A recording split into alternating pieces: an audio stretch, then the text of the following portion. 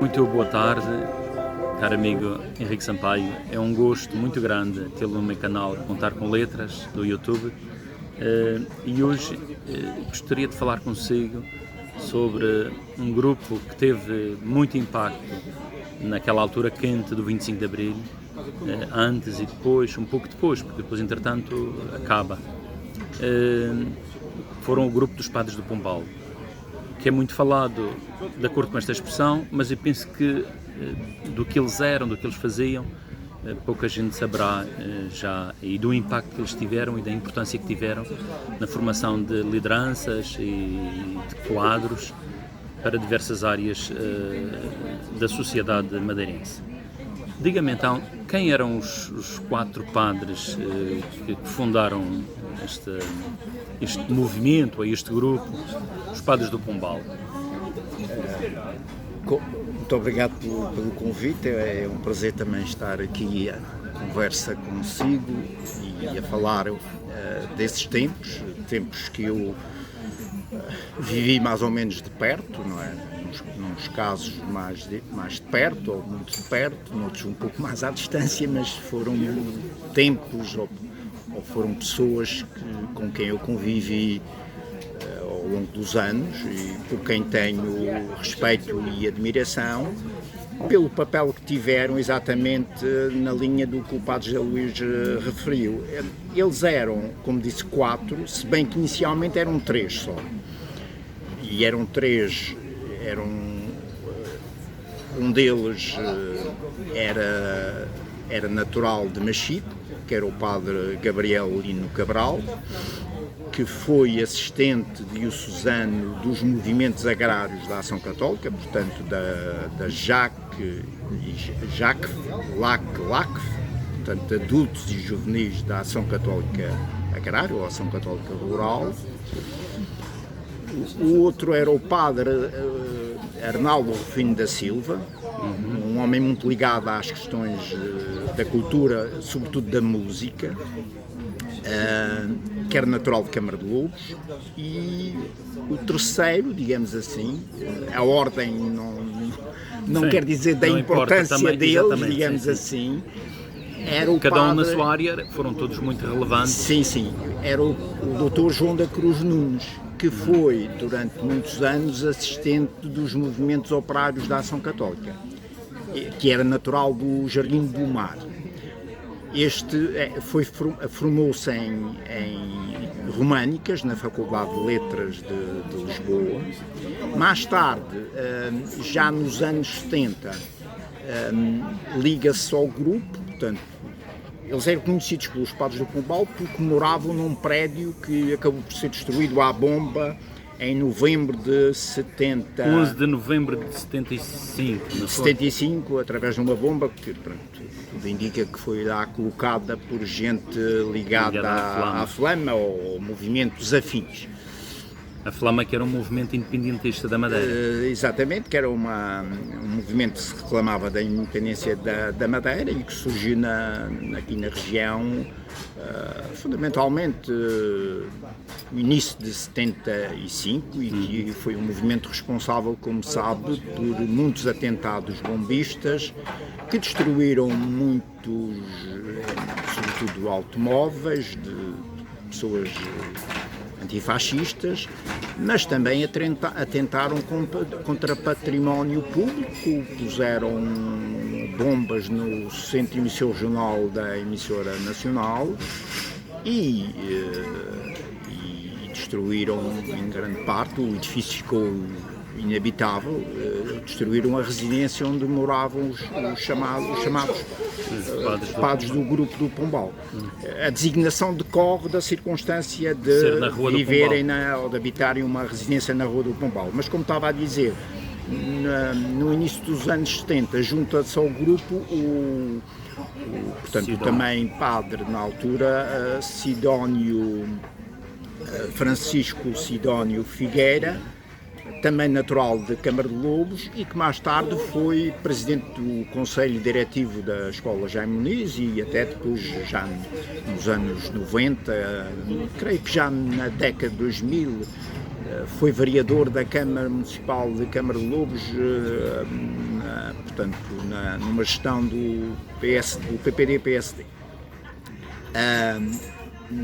Ele, na altura, portanto, era professor do seminário menor. Aliás, todos eles, com exceção do padre Lino Cabral, foram professores do seminário.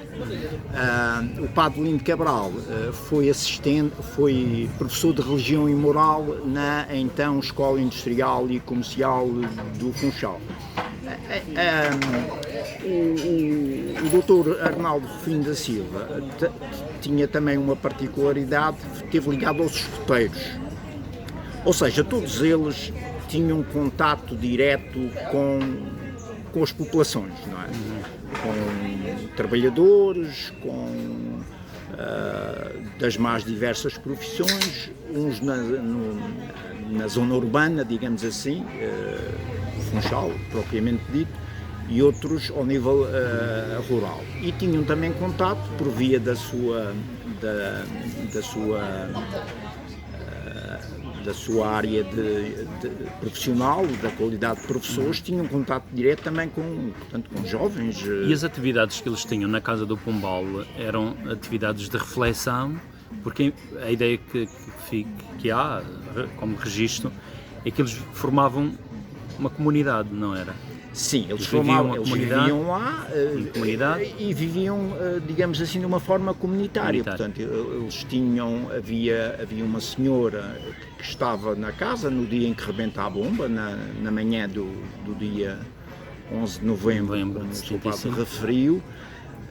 Eles tinham uma senhora que lá trabalhava, creio que se chamava Filomena Gonçalves, Filomena era, Gonçalves não tenho mesmo certeza, mas que é que seria assim. E, portanto, de resto, compartilhavam a casa era uma casa, portanto, com muitos livros, com muitos discos. Era uma casa de cultura. Exatamente, era uma casa muito frequentada. Mas a ideia que eu tenho, exatamente, abriam as portas para reflexão, para debates, coisas deste género. Sim, não propriamente, quer dizer, a casa não tinha assim grandes espaços, mas era uma casa muito procurada, não só por sacerdotes, porque convém dizer uma coisa, o grupo do Pombal ficou conhecido não apenas por esse reduzido número de 4 elementos. Era um grupo muito mais alargado. Eles eram mais ou menos os fundadores e os promotores do espírito da casa, não era? Sim, porque esse grupo depois está na origem de uma para perceber que esse grupo era um grupo muito mais alargado, há, por exemplo, 2 factos que vale a pena referir. Um deles é anterior ao 25 de Abril, vale a pena referir na minha perspectiva, é claro, que é uma carta entregue na Nunciatura Apostólica em Lisboa, na altura da vacatura do Bispado diocesano, após a morte após a saída, melhor dizendo, após a saída de Dom João Saraiva, daqui, Bispo da Diocese, para Bispo de Coimbra. Exato. Durante mais ou menos 2 anos, a Diocese fica sem Bispo. Em agosto de 72, esse grupo, muito mais alargado, mas com a assinatura desses 4 padres, entrega na Nunciatura Apostólica em Lisboa uma carta em que, de alguma maneira, apresentam o perfil do que entendiam que devia ser o futuro ocupante do paço episcopal. E há depois também um outro acontecimento que revela bem como a dimensão do grupo não era restrita aos tais 4, que é, em maio de 74, portanto, imediatamente a seguir ao 25 de Abril, esse grupo de padres vem a público contestando a orientação do Jornal da Madeira, a circunstância do Jornal da Madeira continuar a posicionar-se como se não tivesse acontecido o 25 de Abril. Portanto, vêm reivindicar que o Jornal da Madeira acompanhe exatamente, o evoluir da situação histórica do momento. Curiosamente, esta última carta não é publicada no Jornal da Madeira, porque o diretor do Jornal da Madeira não recusou-se a publicar, Ou que se sabe. Na altura, o diretor-jornal da Madeira era o Alberto João Jardim? Não, na altura, não era. Nesta altura, o diretor do Jornal da Madeira era o doutor Abel Augusto da Silva, que era diretor, tinha o estatuto de diretor interino e que era quem tinha substituído o já bispo Dom Maurílio Gouveia. Portanto, substituiu o Dom Maurílio Gouveia quando o Dom Maurílio Gouveia é nomeado bispo auxiliar de Lisboa, e esteve até outubro de 74, quando foi substituído pelo Dr. Alberto João Jardim. Há quem diga que a carta que foi publicada, a tal carta que eu estou a falar, em que reclamava que o Jornal da Madeira assumisse uma posição pró, digamos assim, novo regime, não é? Ou de acompanhamento da evolução que o país estava a ter. Há quem diga que a carta não se foi publicada já por ordens do próprio bispo, porque esta tomada de posição que eu estou a referir coincide com a chegada ao Funchal de Dom Francisco Santana, já nomeado bispo do Funchal. E aí começa uma certa perseguição contra os padres do Pombal. Sim, quer dizer... Ou já existia antes de eles chegarem? Quer dizer, o grupo dos padres do Pombal, portanto, era um grupo que assumia convictamente a leitura, os objetivos do Concílio Vaticano II.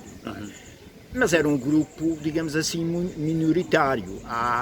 Eu posso dizer que um dos elementos do grupo do Pombal, que eu já referi, o Dr. João da Cruz Nunes, a ficha dele na polícia, na PIDE, no arquivo da Torre do Tombo, tem uma referência curiosa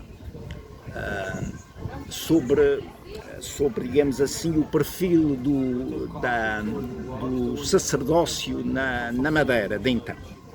E então qual é a leitura que se faz? Havia uma pequena minoria que era apontada nessa ficha como desafetos ao regime, não é?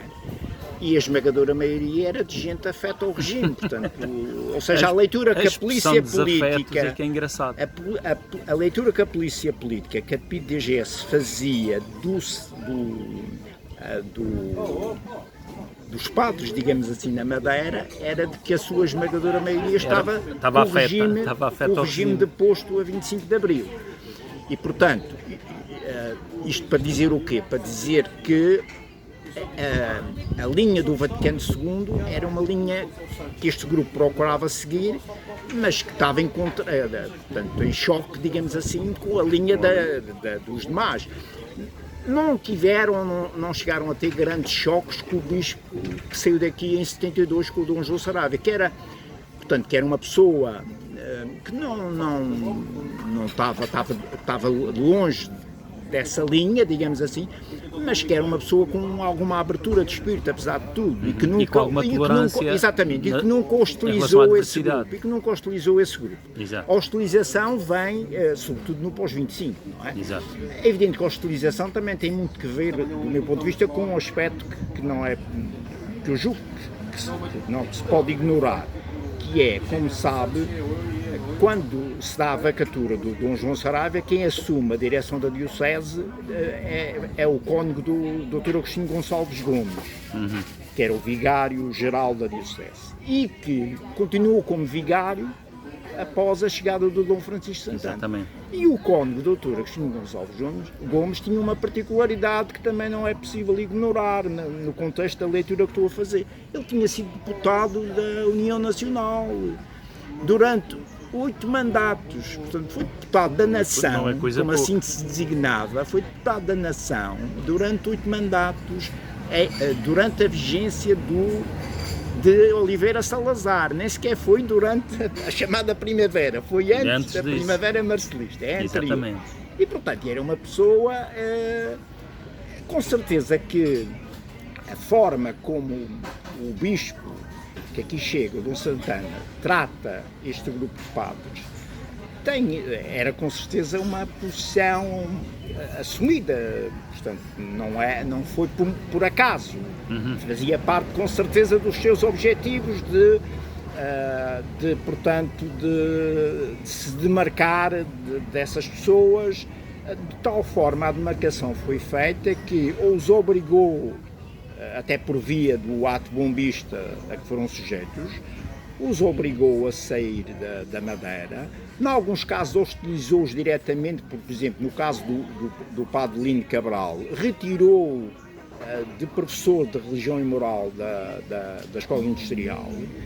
E em relação aos outros, chegou a ter conversas, por exemplo, com o padre, ou então o padre Francisco Sidónio Figueira, do género, és marxista, quer dizer, quase que a querer obrigar a pessoa a assumir o que aquilo que eles não eram, não é? Porque, enfim, nunca se assumiram como tal, não há nada que os possa identificar como tal, quer dizer, dessa forma. Havia uma obsessão do bispo Dom Francisco Santana em relação ao comunismo e aos comunistas, não é verdade? Sim, eu penso que a obsessão até era pior do que isso, não era só uma obsessão anticomunista. Podíamos dizer que, se diziam que os comunistas comiam criancinhas ao pequeno almoço, o Dom Francisco Santana parece comer comunistas ao pequeno almoço. Sim, eu penso que isso é uma leitura, do meu ponto de vista, correta e lógica, até à luz do que se sabe, e quando digo do que se sabe, é até da própria documentação da época. Convém esclarecer um aspecto que, enfim, as pessoas saberão, mas que acho que vale a pena recordar.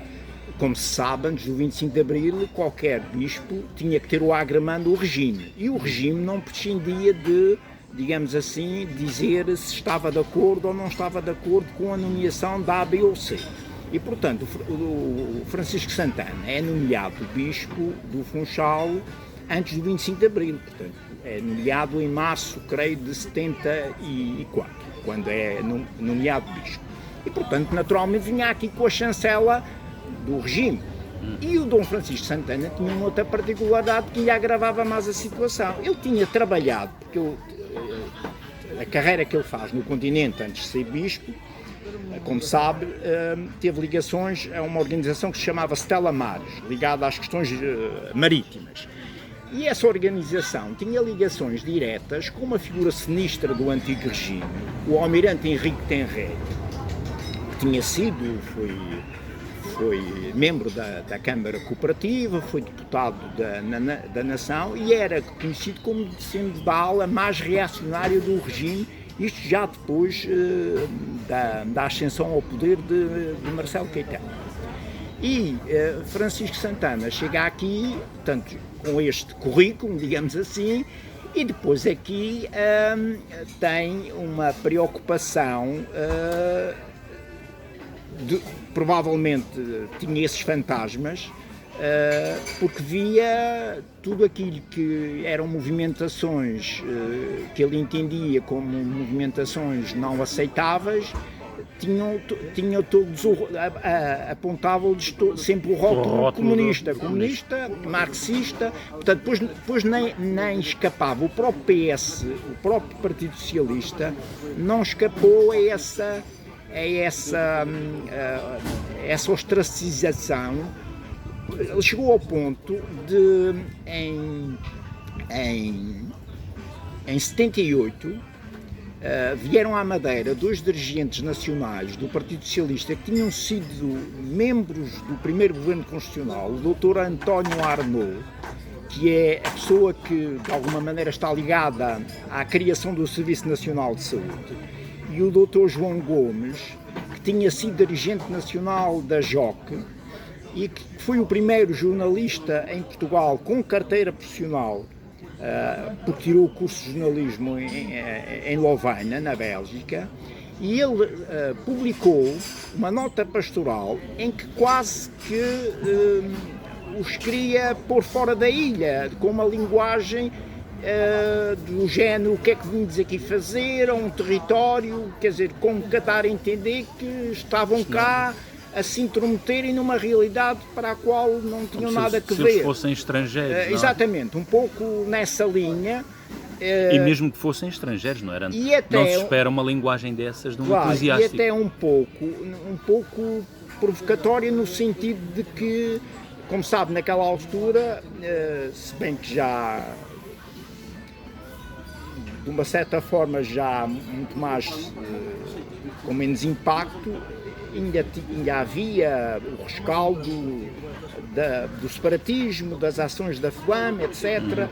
E, portanto, essa linguagem, o conteúdo dessa nota pastoral também podiam ser interpretados como que um convite a que alguém os pusesse fora da ilha, como chegaram a fazer, como saberá, com o professor Francisco Simões, que um belo dia foi colocado no aeroporto e obrigado a sair da Madeira pelos separatistas da Flama. Dos flamistas.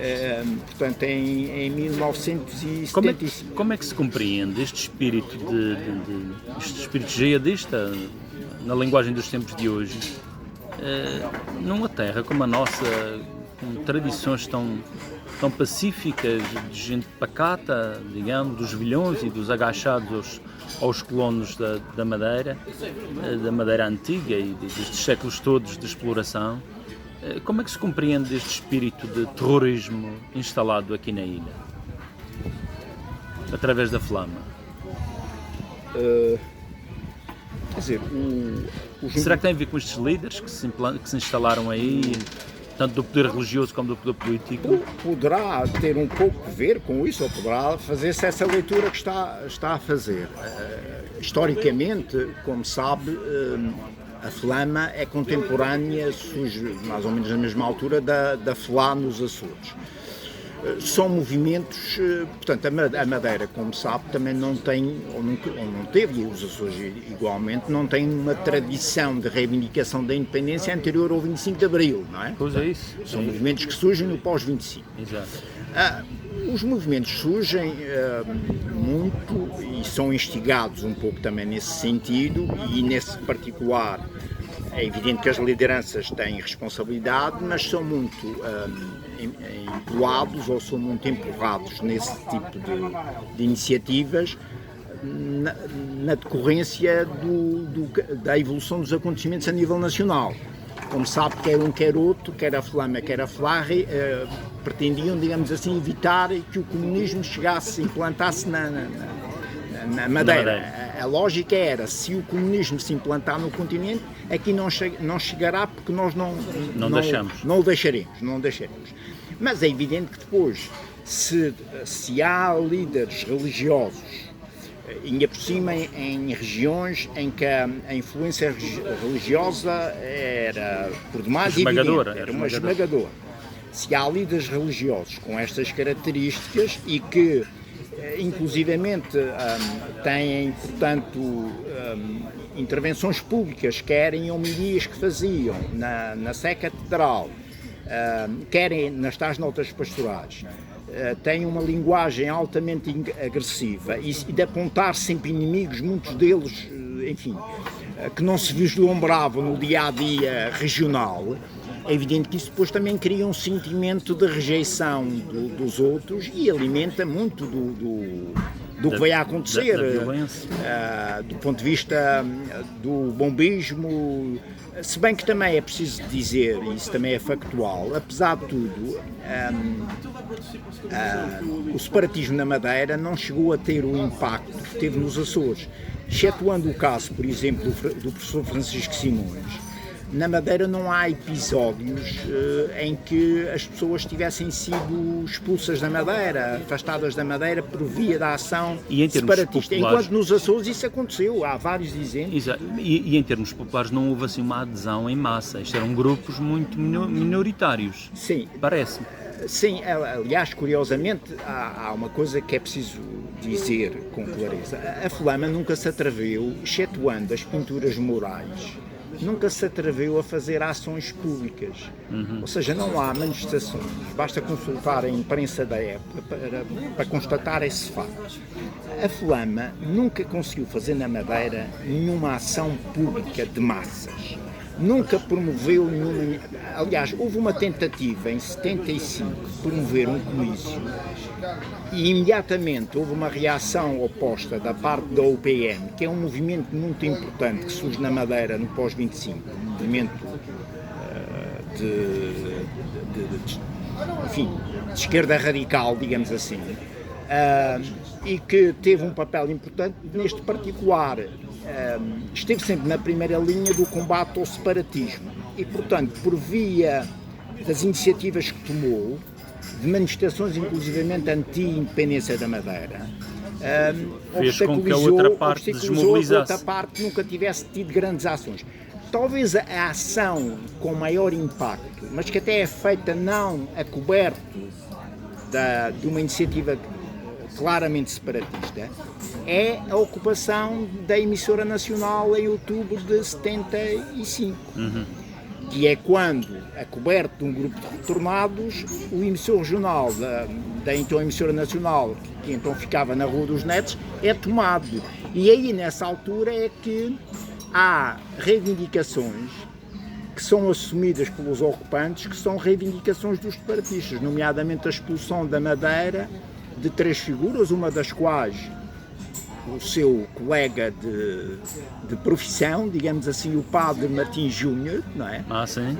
Que teve um papel relevante, como todos sabemos, no período pós-25 e que ainda hoje tem uma atividade com impacto na sua paróquia da Ribeira Seca, mas esses objetivos que foram assumidos aos microfones da emissora nacional por esse grupo supostamente de retornados, mas que por trás tinham flamistas, não se consumou porque, entretanto, os operários da construção civil cercaram o edifício e o edifício foi desocupado. Muita da influência dos padres do Pombal foi formar líderes, nomeadamente na vertente operária. E será que teve a ver, que era já um pouco os frutos do trabalho de reflexão, consciencialização que fizeram os padres do Pombal? Sobretudo essas reações. Sim, como referi, 2 deles tiveram ligação direta com a Ação Católica. A Ação Católica que na Madeira depois também é praticamente destruída pela ação do bispo, então aqui Santana. chegado, Francisco Santana. Como disse anteriormente, o assistente dos movimentos agrários era o padre Lino Cabral e o assistente dos movimentos operários era o Dr. João da Cruz Nunes. E quer um, quer outro, portanto, a Ação Católica, como o padre José Luís sabe, funcionava em função de um lema, que era ver, julgar e agir. Portanto, as reuniões partiam de casos concretos que eram apresentados, depois eram julgados, digamos assim, à luz do Evangelho, da doutrina social da Igreja, e depois apontavam-se caminhos de intervenção, de solução desses mesmos problemas. E, na sequência dessa dinâmica, tal como aconteceu no continente, na segunda metade da década de 60, dos anos 60, apareceu na Madeira um organismo que se chamava Centro de Cultura Operária, que funcionou até o pós-25 de Abril, na Rua do Pombal, portanto, na subida para a calçada da Encarnação, num prédio que lá foi alugado para esse efeito. E era aí, precisamente, nesse espaço, que funcionavam dois grandes tipos de atividades. Um deles eram debates abertos sobre as mais variadas temáticas. Posso dizer, por exemplo, que no âmbito dessas iniciativas, aproveitando a sua presença na Madeira, portanto, a escritora Maria Lamas esteve presente num debate sobre a condição da mulher, em que abordou, digamos assim, a própria obra dela sobre as mulheres do nosso país e permitiu uma reflexão sobre, digamos assim, o papel e os direitos da mulher, que em muitos casos naquela altura eram não direitos, eram discriminadas, largamente discriminadas relativamente aos homens. E depois o Centro de Cultura Operária teve também uma outra parte muito importante, que foi, através do Centro de Cultura Operária, foram ministradas aulas, ou seja, houve gente que em horário pós-laboral preparou-se para se submeter a exames do segundo ano no liceu.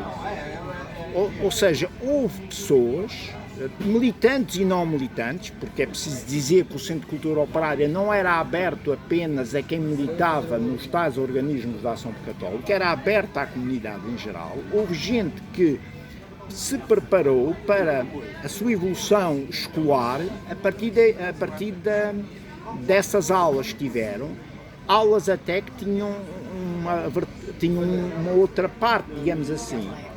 Por um lado havia essa preparação para a ascensão escolar, mas também havia aulas de alfabetização. Portanto, houve pessoas que aprenderam a ler e escrever naquelas salas da Rua do Pombal.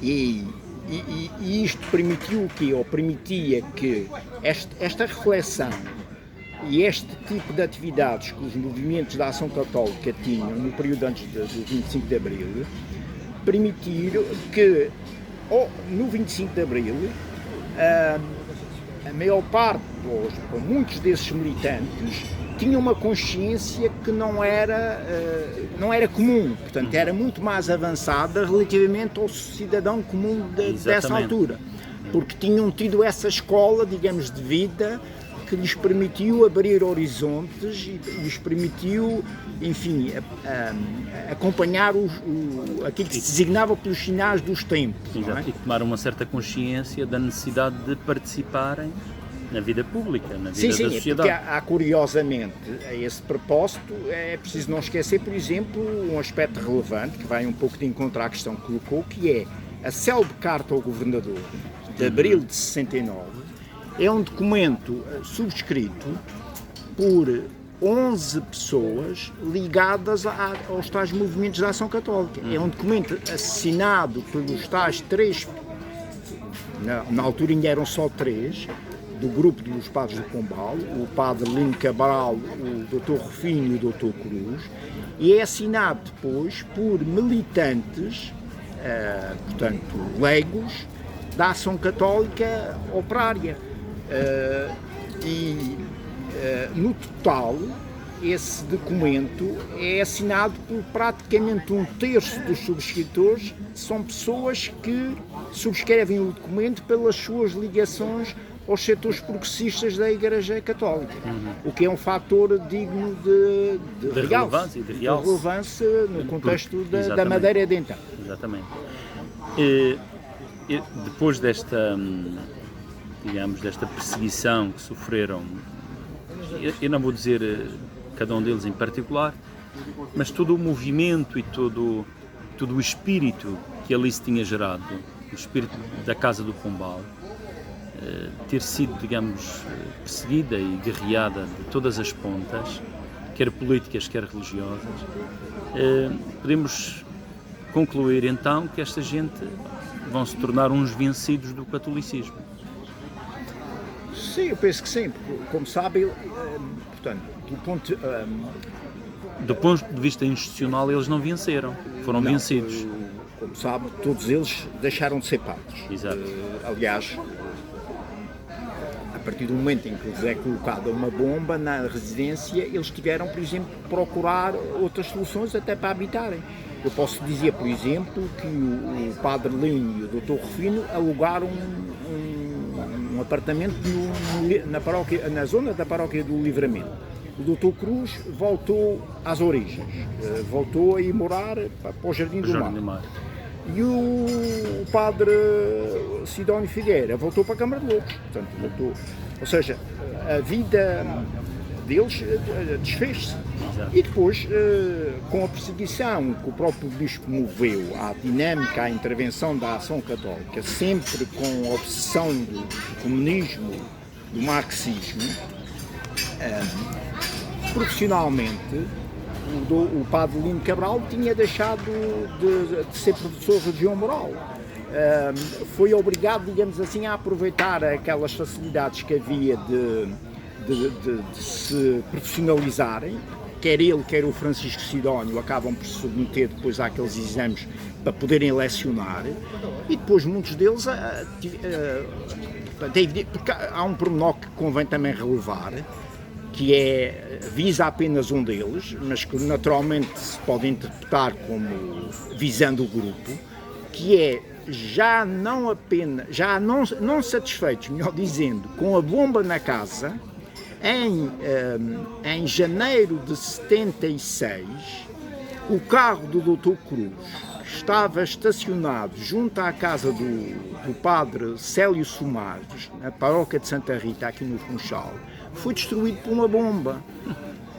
E, portanto, quer dizer, a sensação que as pessoas com certeza tiveram ou ficaram foi que estavam a mais aqui, quer dizer, que não eram bem vistas aqui. E que o objetivo era mesmo destruí-los. Sim, aliás, quer dizer, a bomba na Casa do Pombal tem uma particularidade que é preciso não esquecer. Aquela bomba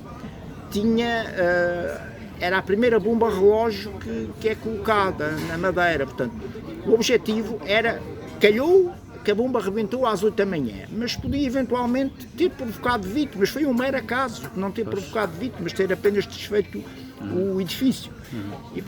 E de maneira que, com certeza que o grupo achou que tinha que refazer a sua vida fora da região. E naturalmente também por via até da forma como foram tratados pelo responsável maior da Diocese, sentiram-se naturalmente como não sendo aceites pela Igreja e acabam por refazer a vida do ponto de vista pessoal e profissional. Todos eles deixam de exercer, deixam de estar ligados ao sacerdócio. Mas eu já agora queria acrescentar um pormenor, é que os tais vencidos que falou, eu penso que acabam por ser mais generalizados, porque as próprias pessoas que militavam na Ação Católica, com a forma como o Bispo Santana tratou a Ação Católica... Daí eu ter referido, não nomeava os quatro, digamos, como me chamou o Padre Martins, os 4 cavaleiros do Apocalipse, mas nomeava o espírito, sim, porque, a dinâmica, o movimento que aquilo criou, tudo isso acaba sendo vencido. Porque aquela gente, quando digo aquela gente, refiro-me agora já em particular havia simpatizantes, havia pessoas que vinham e... Refiro-me aos leigos, aos chamados leigos. Toda essa gente, de uma maneira geral, não quer dizer que muitos deles não continuassem a ter alguma relação com a Igreja, mas passaram a ter uma relação mais distante. E muitos deles até cortaram completamente porque perceberam ou concluíram que a Igreja a quem eles tinham aderido, do tal espírito do Concílio Vaticano II, na Madeira estava a ser completamente marginalizada e vista não como um fator em que apostar. E objetivamente perseguida, porque exatamente. Há gestos concretos de perseguição. E portanto, as pessoas concluíram que não tinham nada a fazer, ou continuar empenhadas no seio dessa Igreja, era tempo perdido, enfim, envolveram-se de uma maneira geral. Houve gente que militou na Ação Católica antes do 25 de Abril e que no pós-25, na sequência do que temos estado a falar, foi-se afastando, mas que muitos deles continuaram empenhados, alguns deles até os dias de hoje ainda continuaram empenhados na construção de uma sociedade melhor, não é? Portanto, claro. Não prescindiram de uma intervenção, passaram a ter uma intervenção não ligada a órgãos da Igreja, mas a outras organizações populares, não é? E que tiveram um papel relevante na sociedade madeirense do pós-25. Isso é inquestionável. Claro. No fundo, há esta dimensão negativa do ponto de vista da perseguição, mas não quer dizer que tudo isto não tenha sido um trabalho frutuoso, porque de facto aparecem depois pessoas que vão ter sempre esta consciência do que é servir,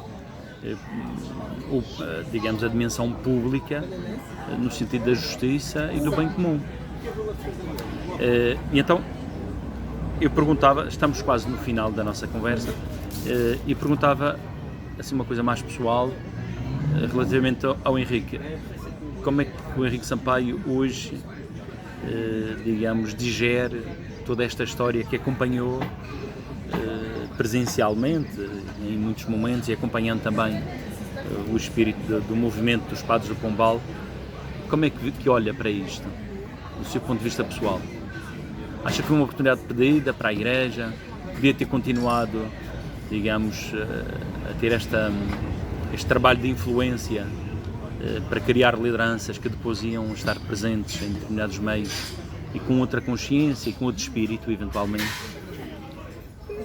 Do ponto de vista pessoal, eu encaro esse período não como um período de vida perdido, pelo contrário, quer dizer, eu reconheço que foi a minha ligação... Eu digo a oportunidade perdida para a instituição.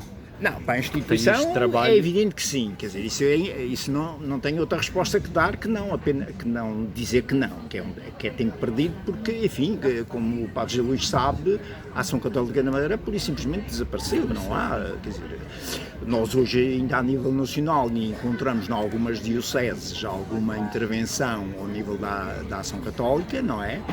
Mas na Madeira ela pura e simplesmente foi desfeita, e foi desfeita porque essa era a intenção, e não tenho a menor dúvida que o Bispo Francisco Santana não contava, quando aqui chega, vinha com o objetivo determinado de não contar com a Ação Católica por que é que seja. Tanto assim é que a grande aposta dele, como sabe, é nos jovens cristãos da Madeira. Exato. E que até transforma os jovens cristãos numa espécie de continuidade da mocidade portuguesa, enfim, por outras roupagens, um pouco isso. Mas, nesse particular, eu acho que...